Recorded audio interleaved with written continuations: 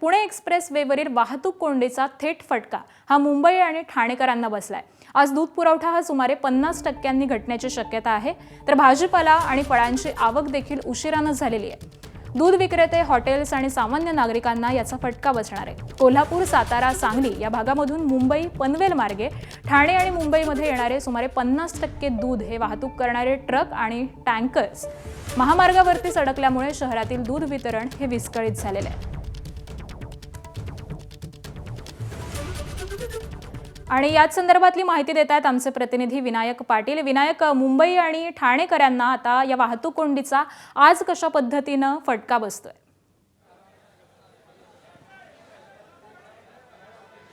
नक्कीच आपण पाहिलं की गेली 2 दिवस झाला आहे तो मुंबई पुणे एक्सप्रेस हायवे जाम झाला होता आणि त्यामुळे याचा मोठा फटका आता भाजीपाल्याला बसलेला आहे।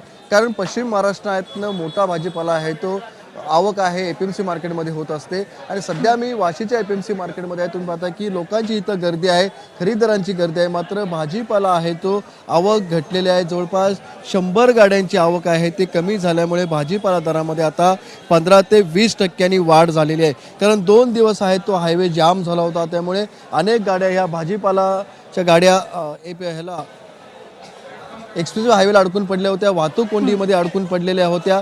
त्यामुळे इथे भाजीपाला पोचलेला नाहीये। 100 गाड्या जवळपास कमी झालेल्या आहे आणि काही गाड्या ज्या पोचल्या त्या 2 दिवस या वाहतूक कोंडीमध्ये अडकल्यामुळे जो भाजीपाला आलेला आहे तो सुद्धा गाडीमध्ये भाजीपाला हा गरम झाला होता। 1.5-2 दिवस हा भाजीपाला गाडीत राहिल्यामुळे तो भाजीपाला खराब झालेला आहे। त्यामुळे जो भाजीपाला आला त्यातलाही भाजीपाला काही खराब निघालेला आहे आणि काही गाड्या ह्या पोचलेल्या नाहीत। त्यामुळे अशा पद्धतीने हा दुहेरी फटका आहे तो भाजीपाल्याच्या आवकवरती बसलेला आहे आणि त्यामुळे आता प्रत्येक भाजीमागे 15 ते 20% वाढ आहे ती झालेली दिसते। त्यामुळे जर आपण पाहिलं तर सर्वच भाज्या ह्या 60-70 रुपये किलो होत्या, मात्र त्याच भाज्या आता 100, 120 रुपये, 130 रुपये वरती जाऊन पोहोचलेल्या आहेत। नक्कीच, त्यामुळे याचा मोठा फटका हा बसल्याचं दिसतंय। धन्यवाद विनायक या सविस्तर माहितीसाठी।